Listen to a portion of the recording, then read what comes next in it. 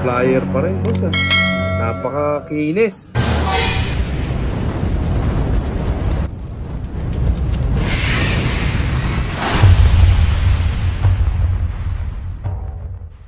Yun mga tropang kapatids, yan, welcome back sa part 2 dito kay Boss Joey Domin. So kukuligligin naman natin yung kanyang breeder section, no? So dito na natin malalaman kung ano ba talaga yung linyada ni back to back na nung part 1 sinasabi namin sa inyo si back to back. So wala naman masyadong ganap sa flyer ni Boss Joey kasi naka off season naman kami ngayon, wala namang karga o ano. So training pa lang naman sa kanya sa BBC. So babalikan natin siya after pagka nag-superset ulit si Boss Joey. So pinakita namin sa inyo yung anak ni back to back nga sa flyer section niya, naka NHPC nilalaban niya. So hintayin natin lahat yon kung ano yung magiging resulta nung anak ni back to back. Tapos meron din sa, tama ba boss, sa Alegre, di ba? So magkalabang kami ni Boss Joey sa Alegre. Siguro hati na lang kami sa 1 million. Ang galing! Ang galing! Pagka ganun, mga tropa. So, hindi na kami magkaalaban totally. Siyempre, mga ibon naman ang magkakalaban dyan. So, paswertihan lang naman talaga ang pag-iibon, lalo dyan sa Alegre. Dan dami nating kalabang big time. Ano pa ba? Lahat ng pansier nandyan. Tapos, ang ibon parang survivor of the Philippines ang laban ng ibon dyan. Dahil, nakita nyo, ilang libo yung entry sa Alegre. So, good luck sa lahat ng nag-entry sa Alegre, yan, mga tropa natin sa Bulacan, lahat sa kahit saan tako ng Pilipinas, napakadami talagang nag-entry diyan. So yan, bago magkabitinan, tingnan na natin kung sino nga ba si back to back ni Boss Joey. Boss, i-tour mo naman ako sa munti mong breederan yan. So makita niyo mga tropa, minimal lang yung breeder ni Boss Joey. So hindi siya maraming mag-breeder. So noon pa man, kung naalala niyo yung vlog natin sa kanya, ganito pa rin yun, walang nagbabago. So, yan pa rin yung kanyang munting breederan. So, ang ibon lang talaga nagpapakilala sa kanya. Ayan, mga tropa. Nakita nyo, ito, gandang ibon ito, nagbabibrate po. So, lakas ng nginig, oh. Oh, nanginginig, mga tropa, oh. Lakas ng vibrate. Ayan, oh. So, yan ba si back to back? Ayan, boss, pwede mo bang mawakan yan si back to back? Gandang ibon, mga tropa. Halos kamukhang kamukha din nung kanyang anak. So ito si back to back niya. Oh, parang flyer pa rin, boss ah. Napakakinis. Yan. Yan, oh. Ikwento mo naman sa amin kung paano naging back to back yan. Yan. So interesado yung ating mga viewers. Ito talaga, nilalang ko una sa PRPC. Ngayon nagkaroon siya ng problema sa paa niya, naipit. Kaya, sa crates ba naipit, boss? Ayan, crates. Naipit sa crates. Iipad ko siya na first lap pa lang, pilay na siya. Talagang, yan, pipilit niya umuwi. Tinuloy mo pa rin, boss? Cut off, second lap, nag-clock, third lap, pilay pa rin siya. Nag-clock, nag-cut off. Tapos, yung last 2 laps sa, last lap nila sa Masbate. Tapos yung isa sa parting na yung tabi dagat din. Nag-clock na siya. Yung last 2 laps for tabi dagat. Ngayon, nung patapos ng PRPC, sakto naman na pasimula ang NHPC. Tinuloy ko siya sa NHPC. Derby mo na sa tinuloy sa NHPC. First lap ng derby. Clock siya. Tapos, nag-cut off lang siya ng matnog. Smashan. Umaga na siya umuwi. Tapos, Kalbayog. Doon siya nag-lap champion. Lap champion tapos, siya ng Kalbayog sa NHPC. Tapos, final lap Tacloban. Lap champion din siya. Kaya yan, back to back lap champion, mga tropang kalapatids. Kalbayog at Tacloban. Napakatinding ibon, mga tropa. Dito pa yan sa Pandi, Bulacan. Ayan ah. Ang daming kalaban din na big time sa NHPC. Yan ah. Yan eh. Ipad ko pa siya sa invitational na MacArthur. Ayan nga pala, mga tropa. Nag-MacArthur pa nga pala to. Pag uwi ng ibon, boss. Sabado, karga. Karga. Bali, 1, 2, 3 days preparation. Tapos, after 3 days siya umuwi. Day 3. Day 3 na siya umuwi. So, not bad. Kasi galing siya sa mahabang race. So, 3 days lang yung pahinga. Sinabak ulit ng MacArthur. Pero umuwi after 3 days. Ganto kalupit tong ibon na to, mga tropang kalapatids.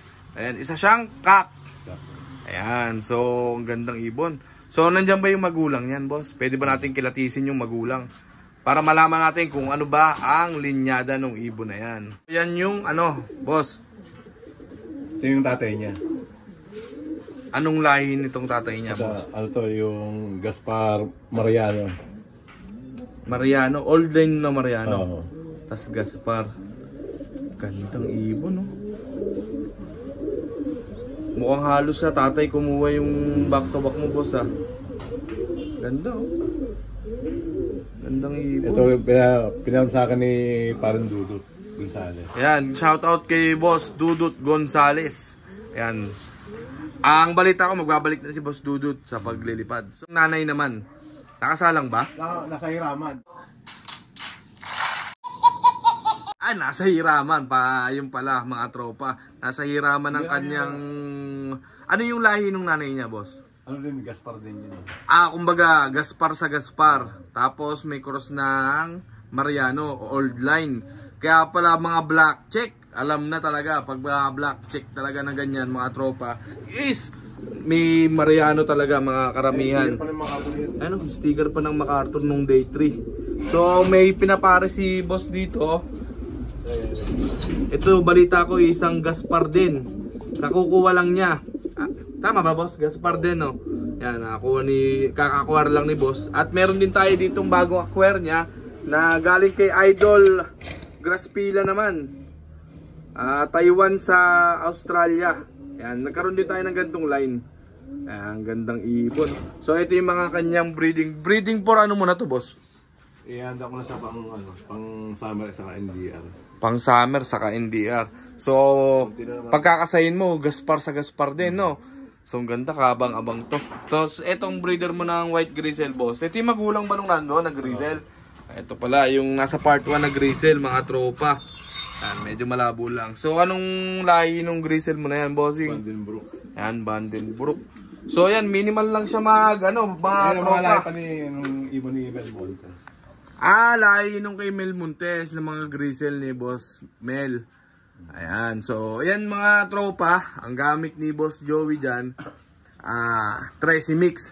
Yung pinaka 13, kasi 13, kaya kasi tawag na 13, 13 laps. Ayun, dun siya pumasok sa 13 mix, di ba? Kaya iniisip ko nga sino si 13. Siya nga pala si 13 dahil siya yung huli mong pinagbasihan, boss. Ayun. Eto na si back to back. Yun din yung pinangalan ni Boss Joey. Pero yung mix ni Boss Joey, hindi lang naman dahil sa kanya. Matagal mo ng mix yun, boss. Tama ba? Pumutok lang kasi nga itong si back to back.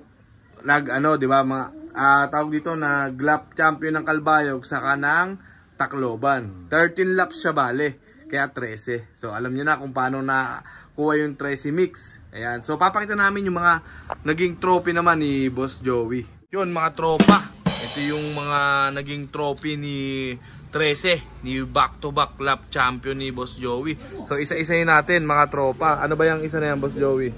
First overall champion, 2 laps knockout. Kalbayog, Tacloban. Yan, Tacloban. So yung iba pa. Sa ano to mga kalapatid, sa NHPC. So ito first Tacloban Cup champion. yung pinakamalaki. Ayan mga tropa. Ayan. Kadaming naging trophy ni 13, mga tropa. Sa kanya lang lahat. So, first Tacloban lap champion. Puro first, mga tropa. Ito may last pa. 4 to bali, mga tropa. Ayan, So, tinanggal lang natin sa plastic. Pinakailaman na natin, mga tropa. First Kalbayog lap champion. Ayan. Kaya siya nag-back to back 2 lap champion.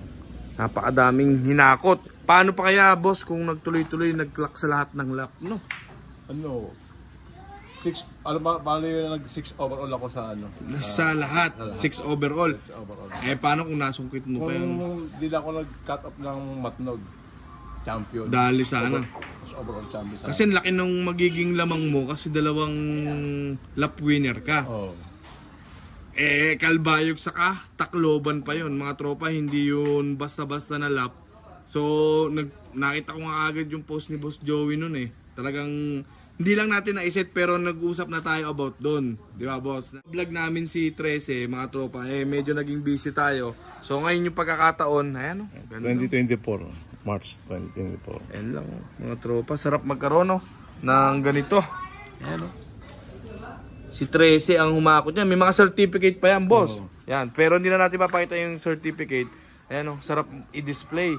Yan. So, galing yan sa plastic. Naka-display yan sa poultry ni Boss Joey. So, yan nga. Mga tropa. Yan. So, mga magtatanong, Boss Joey. Ulitin ko lang. Dahil na ipakilala natin. Ang lahi ni 13 mo is Gaspar Samariano. Two-way ng Gaspar. Tapos may pasok ng Mariano Lee.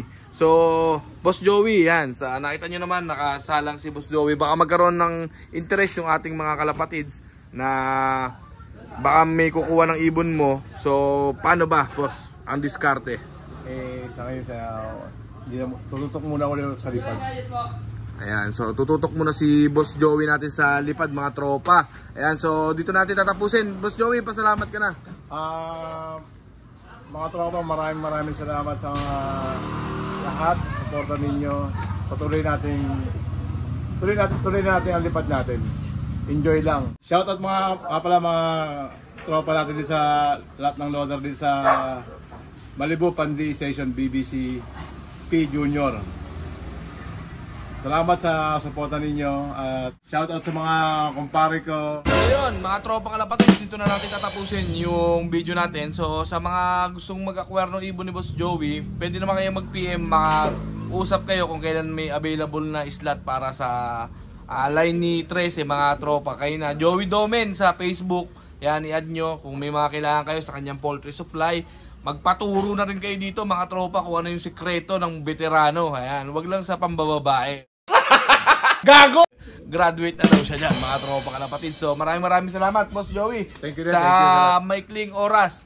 Ayan, so babanat muna kami, mga tropa. Inom muna kami, magkikwentuhan lang kami. Hingi lang ako ng payong veterano dito, mga tropa. So yun lang. Kung ikaw bago ka sa channel namin, welcome sa Maclone Brothers TV. Kung ikaw nanonood ka at hindi ka pa nakasubscribe, subscribe ka na at ring mo na rin yung notification bell para lagi ka updated sa mga latest videos natin.